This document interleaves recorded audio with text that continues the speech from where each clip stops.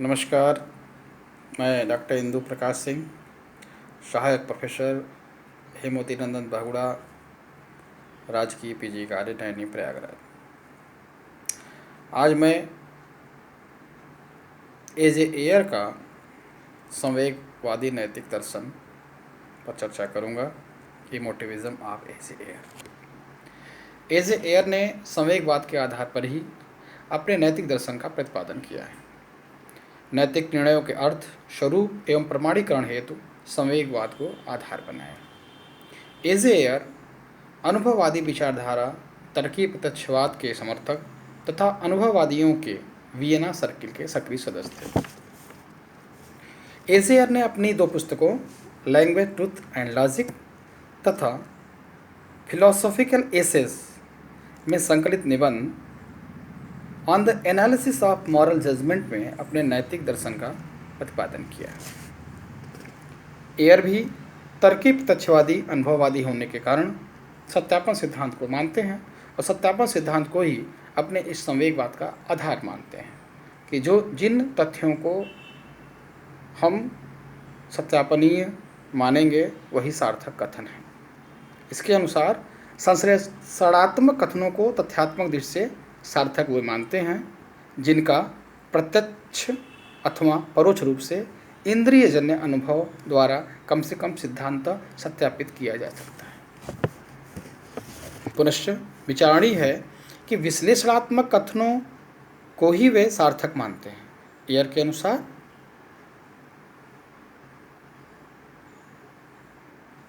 उपरोक्त दो ही प्रकार के कथन ज्ञान की दृष्टि से सार्थक हो सकते हैं, कोई अन्य कथन नहीं। इस प्रकार यदि कोई कथन इस सिद्धांत के अनुसार सत्यापनीय नहीं है और वह पुनरुक्त भी नहीं है, तो मैं यह मानता हूँ कि वह तत्वमीमांसी कथन है और तत्वमीमांसी होने के कारण वह न तो सत्य है न तो मिथ्या, अपितु तथ्यात्मक दृष्टि से निरर्थक। इस प्रकार एयर अपनी अनुभववादी ज्ञान मीमांसा के आधार पर नैतिक निर्णयों सहित सभी मूल्य संबंधी कथनों को तथ्यात्मक सार्थकता का निषेध करते हुए केवल भावनाओं या संवेगों की अभिव्यक्तियां मात्र मानते हैं, जो सत्य अथवा मिथ्या न होकर के सिर्फ संवेगात्मक है। मूल्य संबंधी कथन, निर्णय, उचित, शुभ, इन सब प्रत्ययों को वो मूल्यात्मक कथन मानते हैं और ये सिर्फ संवेगात्मक हैं, ये न सत्य है न मिथ्या। एयर ने समस्त नैतिक कथनों को 4 वर्गों में विभाजित किया है, जिसके प्रथम वर्ग में वे कथन आते हैं जो शुभ, उचित, कर्तव्य आदि नैतिक शब्दों की परिभाषा देते हैं अथवा उनका अर्थ निरूपित करते हैं। इस प्रकार अनुभवात्मक शब्दों के आधार पर मानकीय नैतिक शब्दों शुभ, उचित आदि की परिभाषा करना संभव नहीं है। इसी आधार पर वो प्रकृतिवाद, निर्प्रकृतिवाद, अंतःप्रज्ञावाद आदि संज्ञानवादी सिद्धांतों का निषेध करते हैं। निष्कर्षतः यह कह सकते हैं कि नैतिक शब्द अविश्लेष्य या अपरिभाष्य हैं, क्योंकि ये पूर्णतः संवेगात्मक शब्द हैं।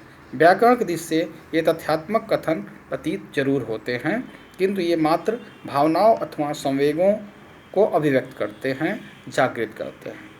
अतः ये संवेगात्मक कथन हैं। इन्हें वह छद्म कथन की भी संज्ञा देते हैं। स्पष्ट है कि एज ए एयर संवेगवादी होने के कारण नैतिक कथनों को, नैतिक निर्णयों को, कर्तव्य को, हमें क्या करना चाहिए क्या नहीं करना चाहिए, जैसे सत्य बोलना उचित है, चोरी करना पाप है, यदि किसी से धन उधार लिया है उसे लौटाना चाहिए। इसमें वक्ता और श्रोता दोनों में इसका एक, जब वक्ता यह कथन कह रहा होता है कि हमें यह कर्म करना चाहिए, इसका मतलब वक्ता अपनी भावना को व्यक्त करता है, अपने अनुमोदन को देता है और सामने वाले जो व्यक्ति इस कथन को सुन रहा है उसमें इन भावनाओं, इन अभिव्यक्तियों को जागृत भी करता है। अगर किसी कथन का वह निषेध करता है, जैसे कहता है चोरी नहीं करना चाहिए, तो वह चोरी का अनानुमोदन करता है, निषेध करता है और सामने वालों में भी इस भावना का संचार करना चाहता है। स्पष्ट है। ये संवेगवाद इस आधार पर नैतिक कथनों का अर्थ तथा स्वरूप को स्पष्ट करता है। इस वीडियो के माध्यम से हम लोग एयर के नैतिक सिद्धांतों का अध्ययन किए। यदि किसी को कोई सुझाव हो, इससे संबंध और कोई जानकारी चाहिए तो हमारे YouTube चैनल पर लिंक पे ईमेल दिया गया है, उस पर आप सुझाव दे सकते हैं। यदि ये वीडियो अच्छा लगे तो लाइक करें, सब्सक्राइब करें, जिससे कि हम और अच्छे वीडियो आपके समझ पहुंचा सकें। बहुत बहुत धन्यवाद। नमस्कार।